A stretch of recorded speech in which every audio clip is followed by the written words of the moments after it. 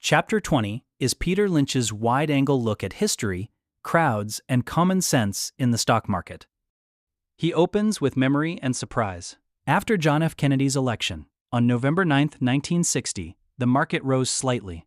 Despite conventional wisdom that a Democratic presidency is bad for stocks, during the Cuban Missile Crisis, the market fell only a little. After the assassination of President Kennedy on November 22, 1963, the market's drop was modest and quickly recovered.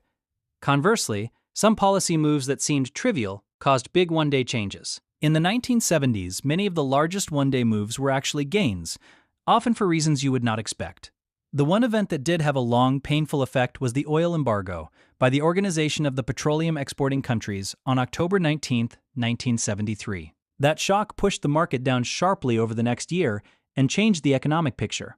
Gasoline lines, rising inflation, and much higher interest rates. Lynch uses this and other episodes to show that markets sometimes move opposite to fundamentals in the short term, but fundamentals matter over the long term. He traces several fads and fashions.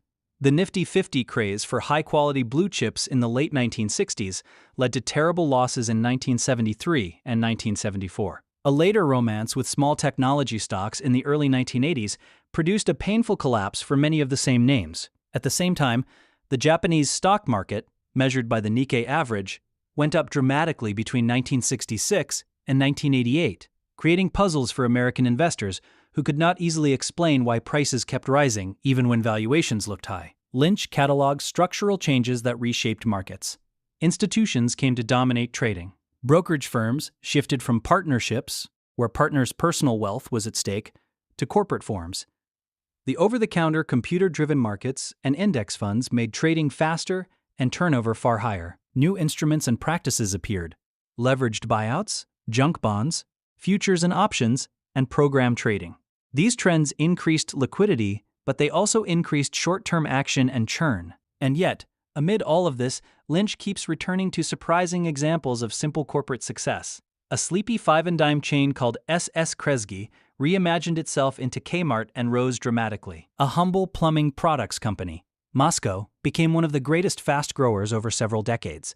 Breakups, especially the breakup of American Telephone and Telegraph, which created the baby bells, handed big gains to millions of shareholders. These stories show that real business improvement still produces long-term wealth, even in a noisy market. Lynch also offers a compassionate defense of the small investor. He points out that the loud, fast-moving crowd, the professional money managers, the index traders, the program traders, often chase the last 20% of a stock's move. That last 20% is where the crowd piles in and where the timing risk is highest. Small investors can often succeed by doing the opposite, calmly buying when institutions are selling and selling when institutions are crowding in. He explains the Monday effect in plain language.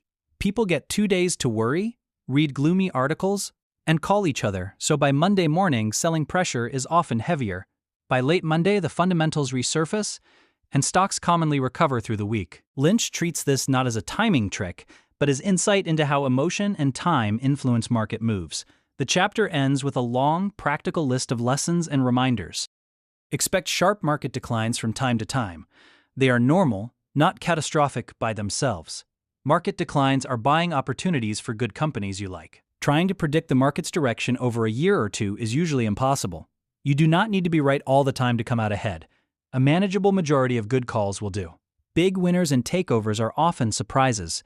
They take years to develop. Different categories of stocks carry different risks and rewards.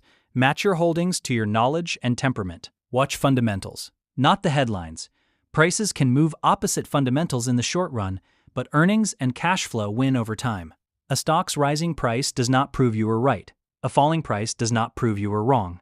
If a company goes to zero, you lose the same amount whether you bought it at $2 or at $50. The percent loss matters, not the nominal price. Rotate and prune holdings based on the story and the numbers, not on noise. If you cannot beat the market, a broad mutual fund is a smart and simple choice. There will always be worries. Use them to find bargains, not to be paralyzed. In short, Chapter 20 is a calm, practical anchor. Lynch argues that the world is noisy and full of dramatic headlines, but patient attention to companies, their earnings, balance sheets, and growth stories is the way most investors will build wealth. He encourages small investors to ignore the crowd's last 20%, to buy when others are fearful, and to hold on to good businesses when the story remains intact.